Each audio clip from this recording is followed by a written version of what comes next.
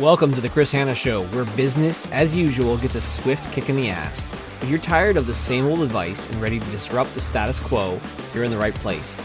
I'm cutting through the noise with bold strategies, unfiltered truths, and a no-nonsense approach to entrepreneurship, video marketing, and content creation.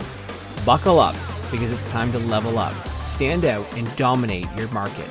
This isn't just another podcast, it's a wake-up call for entrepreneurs and would-be aspiring solopreneurs who are all in.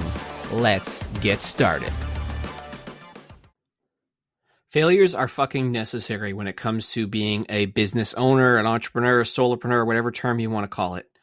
I think it's so important to fail, and that might sound counterintuitive to some people hearing this, but I'm going to talk about that in this episode of the Chris Hanna Show.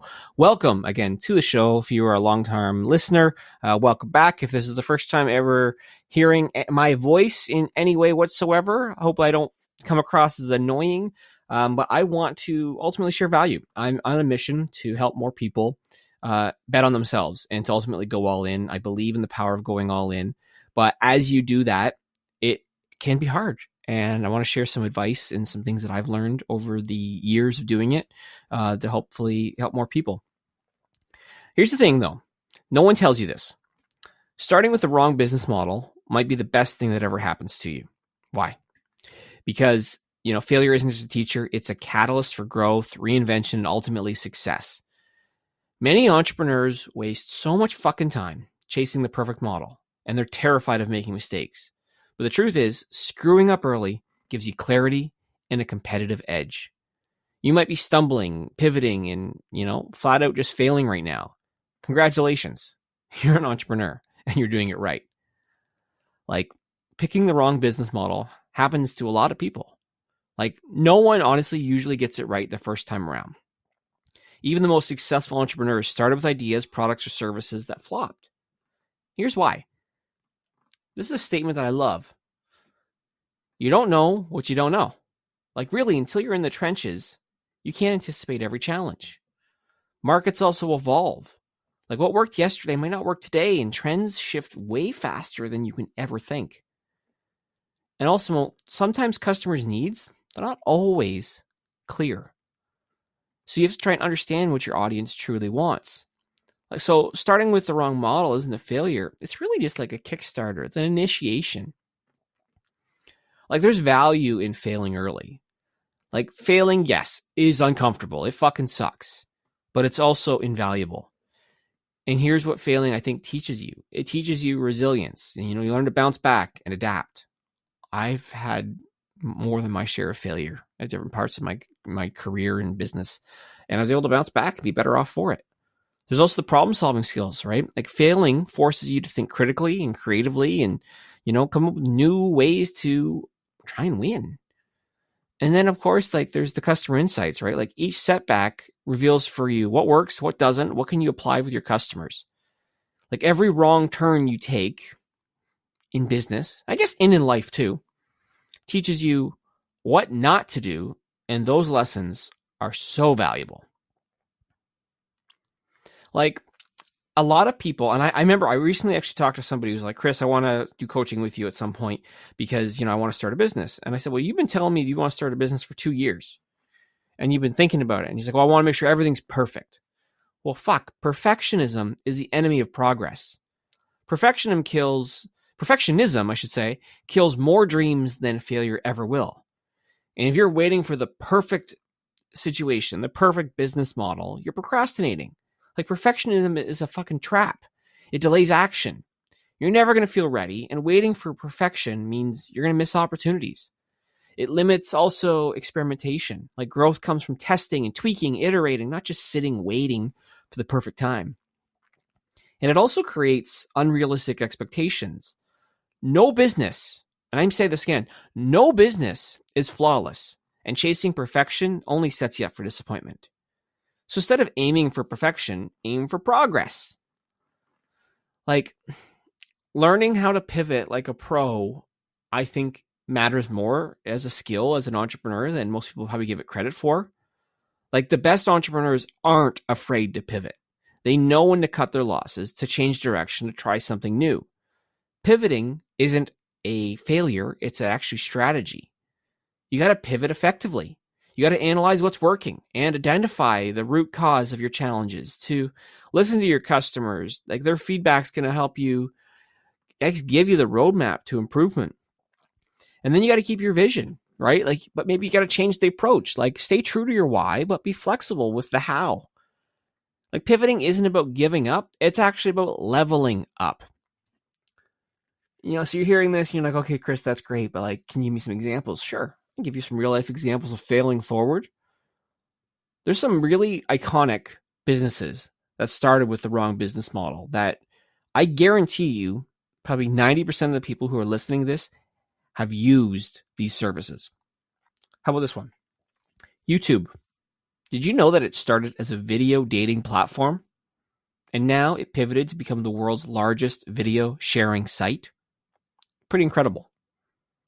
Slack, before it became a workplace communication tool, it was a failed video game company. And then Instagram started as a location-based check-in app before it became the app that people use today. Like, these are stories that aren't just exceptions. Like, they're proof that failure is part of the process. You have to start as something else before you become maybe what you are.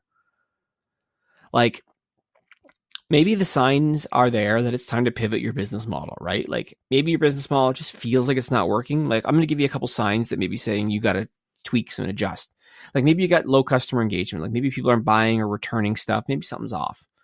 Maybe your growth is not sustainable. Right? Maybe your model feels impossible. Maybe you got to reassess it.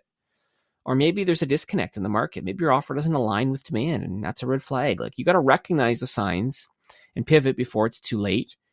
And then when you do, like, you got to turn that failure into fuel. Like, failure isn't just an obstacle. It's an actual opportunity. You got to embrace your mistakes. You got to unlock the potential to innovate and to grow. And here's how I think you can ultimately turn that, failure into fuel. You got to own it.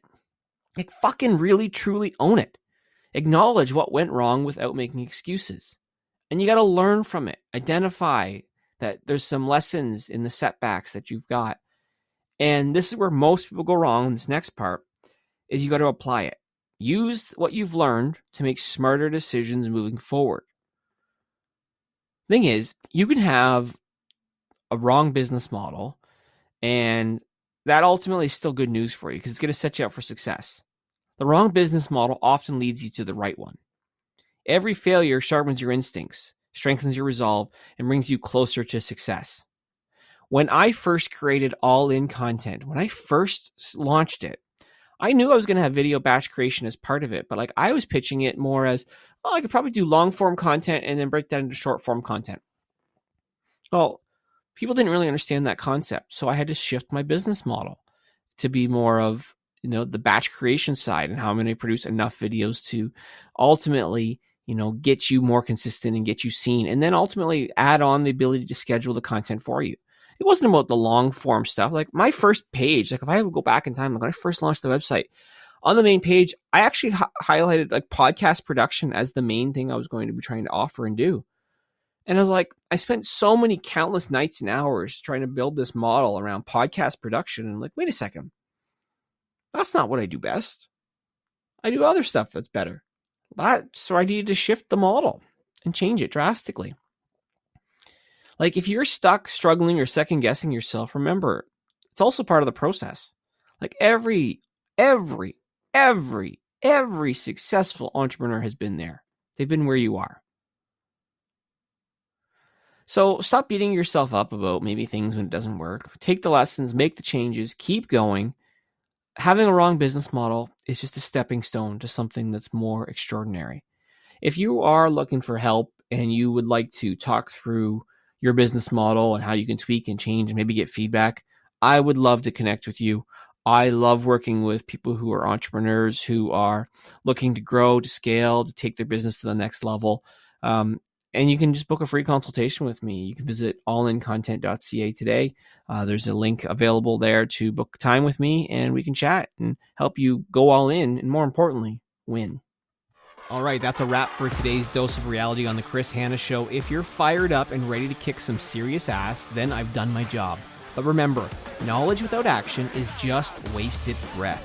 So what are you going to do? Sit around and let opportunities pass you by? Or are you going to step up and take what's yours? The choice is yours, but don't expect sympathy if you choose the easy road. If you've got value from today's episode, smash that subscribe button, leave a review, or share it with somebody who needs a wake-up call.